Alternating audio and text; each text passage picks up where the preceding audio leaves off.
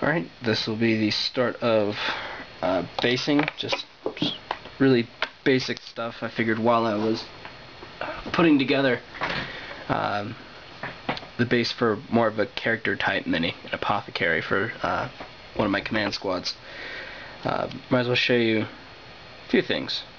One, you need a base and a model, you know, typical stuff. And this little bit here is two little squares of plastic card that have been glued to each other and then to the base with super glue. And these, trying the camera out, different angle, it's not working. Anyway,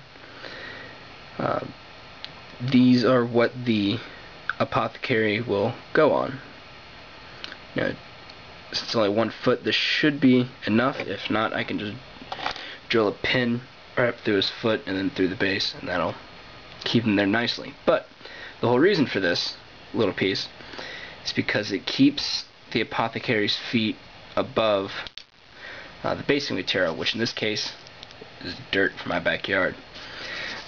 One advantage of Carolina clay is that it comes out in some pretty nice different grades. So you can probably get a similar batch of dirt just by taking an old window screen and using that to kind of sift different grades of sand out. And all little stones and such. Anyway, I've got, the rest of the basing is pretty simple. Apply your PVA glue everywhere you want the dirt.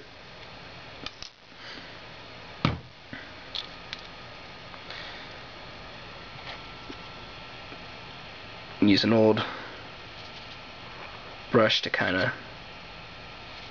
of spread it around.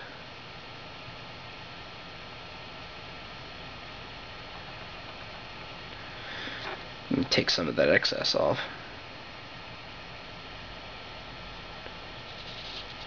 And I've got water here on this old clear CD that I'm using as my glue palette, you could say. Because at least for my glue, it's pretty thick, so the water helps make it a little more easier to work with. So there we go. Do the water pot with you.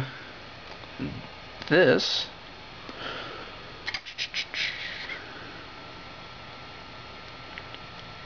there's no glue on there.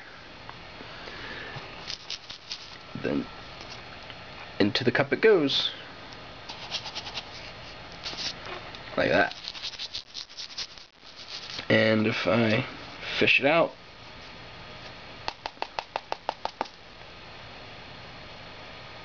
it's alright. It's like this. Nice. Kind of rocky. Pretty good texture to it. I'm going to be putting static grass on here at some point. There you go. And by some point, I mean after he's all painted. Make sure your little foot pedestal here is clear. And I don't think I specifically mentioned the effect that you're looking for with this. It's to keep the miniature look like he's sinking, which for Marines is probably possible, but does look fairly comical. Alright, just go around the edge of the base with your thumb, clear off the excess, and just wait to let that dry. This will get primed along with the apothecary. At the same time as that, I'll be doing 12 skinks, which will be fun. Don't think I'll be doing a tutorial on them. That's it for basing at the moment. You can do almost like a wash of really thin down glue to help bind the sand in place. But it's not completely necessary if you're gonna prime over it, then that should help. If you're going to varnish your model, that'll definitely keep the contents on. Anyway, gonna go prep some dinner and then do some priming after that. Cheers.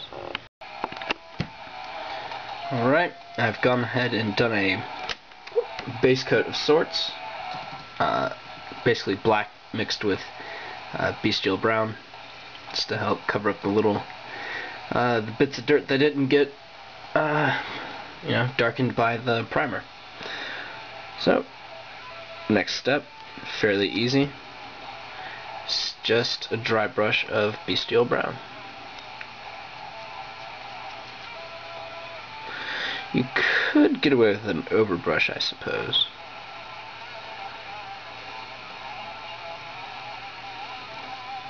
But you can always just take your time. Hope that's coming out.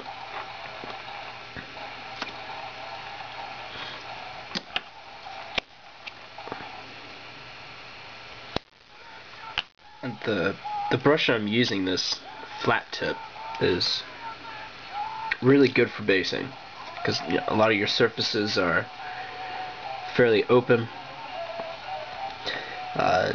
and highly textured usually. You could be doing like a street or something, or just a plain base, but they're good for really flat surface areas. Space Marine armor, the green on this guy, base coat of it was done with a size 8 shader.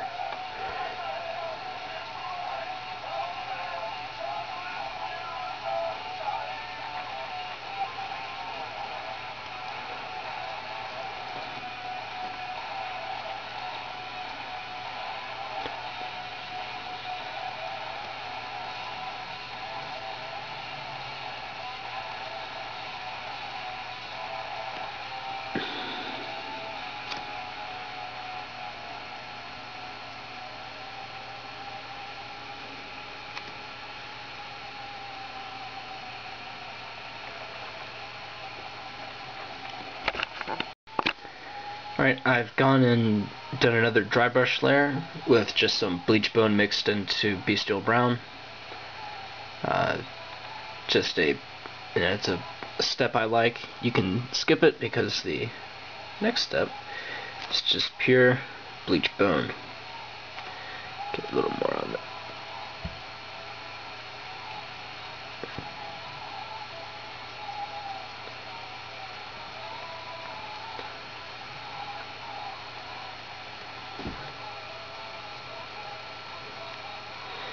Now if you want, you can sort of only paint certain areas with the bleach bone dry brush, and it's very subtle, especially if you've done done a layer of bleach bone and Bestial Brown, that mix, kind of a splotchy natural effect. Or you can just fairly even coat, like so. Not bad. Static grass up next. Alright, time for static grass. I have Gale Force 9, just the plain green stuff. This is because you get more for your money comparatively against GW, and none of my local stores sell the big woodland scenic shakers, which I highly recommend because they're massive, $12, and will last you forever. They're meant for flocking boards that people do for model trains, and they come in a variety of colors. Fantastic stuff. Great if you're cheap. Anyhow, for static grass, I'll just need some white glue, PVA, whatever, a brush just in case something goes wrong with the glue, and then some tweezers to handle the whole static grass thing. when you have the container open, take great care not to spill it, sneeze into it, breathe into it, do anything to it really, because that stuff will go everywhere and it will stay there. Alright, I'm going to apply PVA glue where I want the static grass, and so I'll have more control. I'm going to use this old brush. I do not remember where this is from, this brush, but it is pretty good for stuff like this. So we'll put a dollop right there.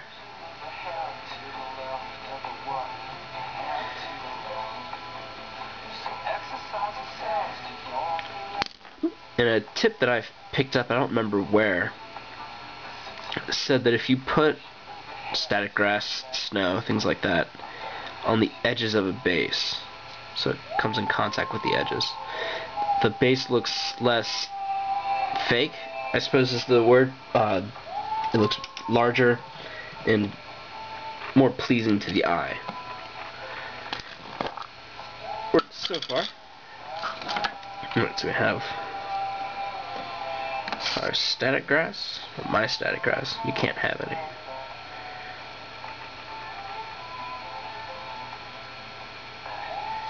Put a clump there, clump there.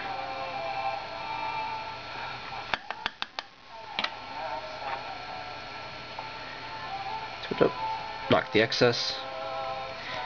Then do this, so the model's standing up. This should help pop up the grass a bit. And you can pull off any bits you don't want.